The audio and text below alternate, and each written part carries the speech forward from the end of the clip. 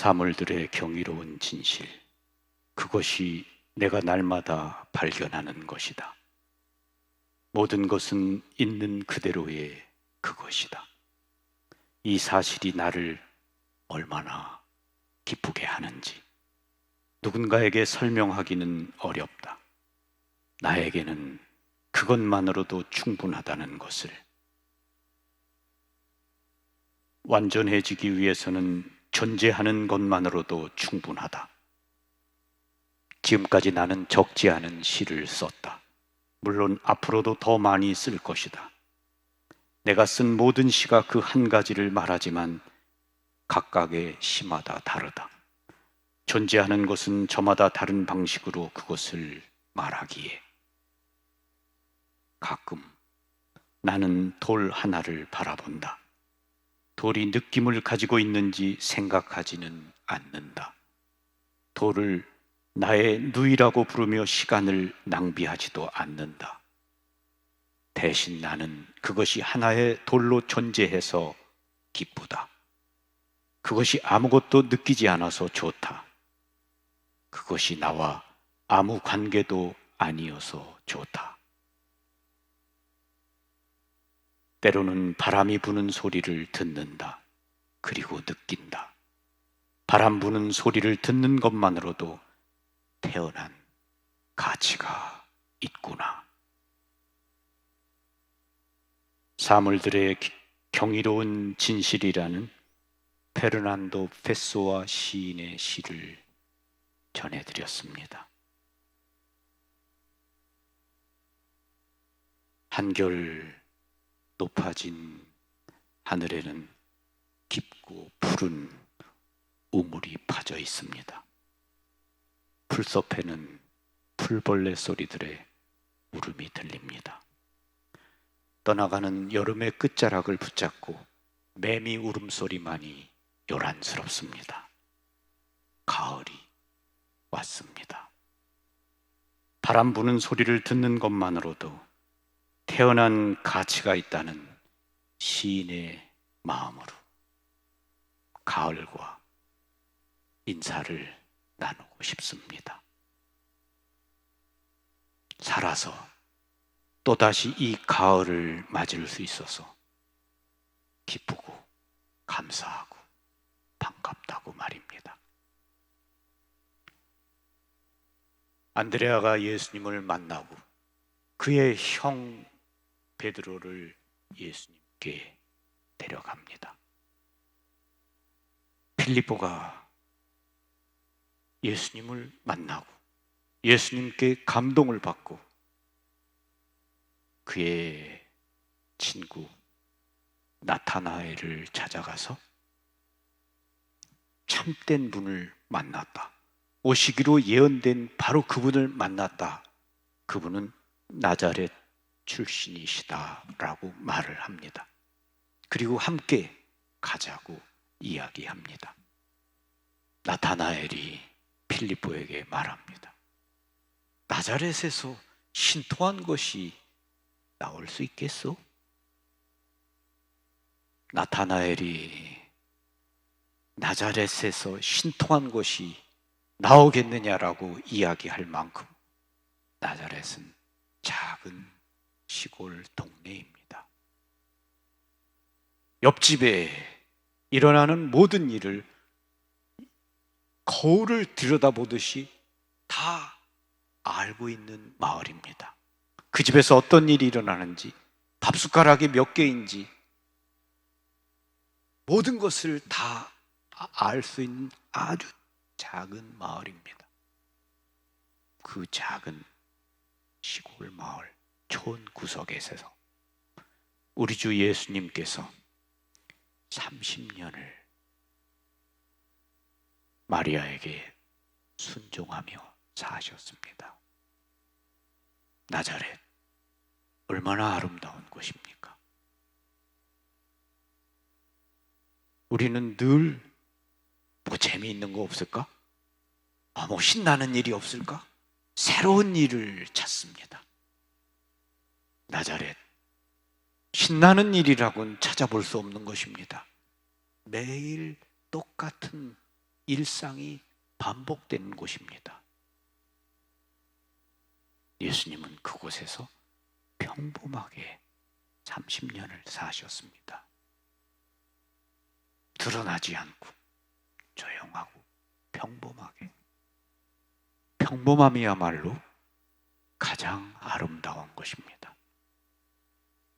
우리가 코로나로 인해서 잃어버린 것은 바로 평범한 일상입니다.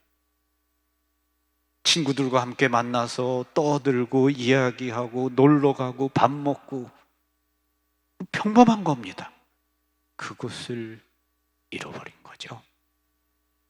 평범한 것. 평범한 곳에 바로 거기에 진리가 있고 아름다움이 있습니다. 나타나엘이 그 조그만 데서 무슨 일이 있겠습니까? 라고 이렇게 물을 만큼 나자렛은 그런 작은 보잘것없는 동네입니다.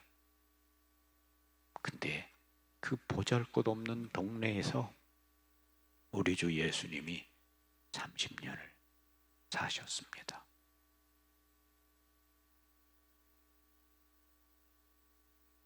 빌립보와 함께 나타나엘이 갑니다.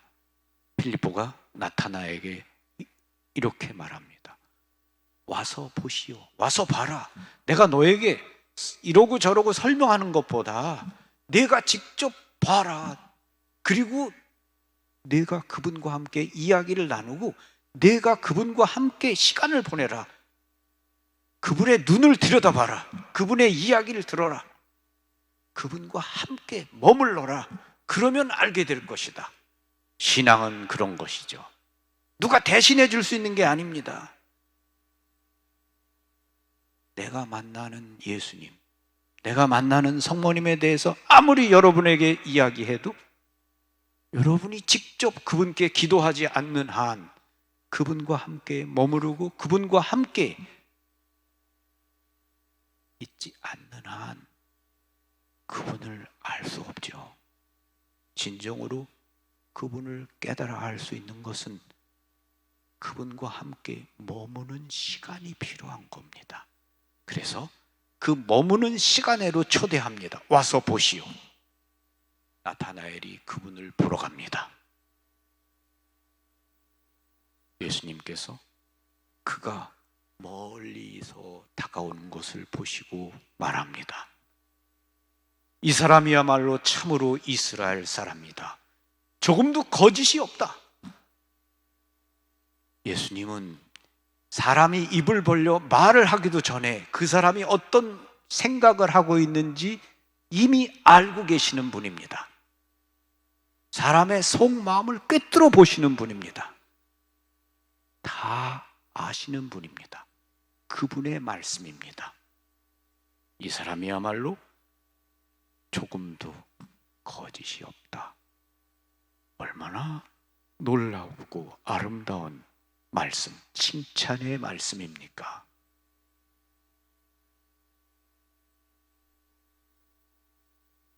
우리도 예수님께 이런 말을 들을 수 있다면 와, 멋지겠죠? 근데 우리 자신이 우리 자신을 압니다. 우린 너무 거짓이 많고 참되지 못합니다. 부끄럽죠? 우리가 오늘 회개하면서 나타나엘처럼 우리도 진실되고 참된 사람이 돼야 되겠다. 이런 마음이 필요합니다. 우리의 롤 모델이 나타나엘이라고 할 수 있겠죠. 나타나엘이 예수님께 말합니다. 선생님, 어떻게 저를 아십니까? 예수님께서 말합니다. 내가 무화과 나무 아래에 있는 것을 내가 보았다. 무화과 나무는 하느님의 말씀을 묵상하는 나무입니다. 이스라엘 사람들은 집 앞에 있는 무화과 나무 아래 가서 율법을 읽고 하느님의 말씀을 읽으면서 묵상했습니다. 그리고 그곳에서 기도했습니다. 조용히 머무는 장소입니다. 하느님과 함께 머무는 장소, 그 장소가 무화과 나무입니다. 나는 내가 무화과 나무 아래서 기도하고 있는 것, 하나님의 말씀을 묵상하고 있는 것, 하나님의 말씀을 경청하는 것을 내가 보았다. 우리에게도 무화과나무가 필요하죠. 우리의 매일의 삶 안에 무화과나무 아래 조용히 머무는 시간이 필요합니다. 우리가 그렇게 조용히 머무는 시간을 가질 때 우리도 참되고 거짓 없는 사람이 될 수 있죠. 하나님의 말씀이 우리를 변화시킵니다. 나타나엘이 이 말을 듣고 선생님은 참으로 하느님의 아들이십니다. 이스라엘에 오시기로 예언된 바로 그분이십니다. 라고 믿음을 고백합니다. 어린 왕자가 다른 별에서 와서 사람들을 만나면서 자신이 누구인지를 알게 됩니다. 나타나엘은 예수님을 만나면서 자신이 누구인지를 보게 되었고 알게 되었습니다. 그래서 그 믿음을 고백했습니다. 만남이 중요합니다. 나타나엘은 예수님을 만나면서 믿음을 고백할 수 있었고 자신이 누구인지를 알게 되었습니다. 우리도 예수님을 만나면서, 예수님을 만나고 성모 마리아를 만나고 성 요셉을 만나면서 그 만남을 통해서 우리가 참되고 거짓 없는 사람으로 변화되어 갑니다. 삶은 만남의 연속입니다. 내가 누구를 만나고 어떤 태도로 만나고 어떤 마음으로 만나느냐, 그건 중요한 거죠. 신앙은 만나는 것이고 예수님을 만나고 그분의 말씀을 듣고 그분과 함께 머무는 것이라고 생각합니다. 그분의 말씀을 듣는 거죠. 우리도 그분의 말씀을 들으면서 나타나엘처럼 거짓 없는 사람, 참된 사람으로 조금씩 변화되어 갔으면 좋겠습니다. 그리고 우리가 만나는 모든 사람들 안에서 그 만남을 통해서 좀 더 내가 아름다워지는 그런 만남이 되었으면 좋겠습니다. 누구를 만나면서 나 때문에 그 사람이 불행해지지 않았으면 좋겠습니다. 그 사람이 더 행복해지고 더 아름다워졌으면 좋겠습니다. 그러기 위해서는 내가 나타나엘처럼 거짓 없는 사람, 참되고 아름다운 사람이 되어야 되겠죠. 우리에게 바로 무화과 나무가 필요한 이유입니다. 여러분 모두의 마음에 무화과 나무가 있고 그 무화과 나무 아래서 하느님을 만나게 되시기를 빕니다. 아멘. 고맙습니다. 평화를 빕니다.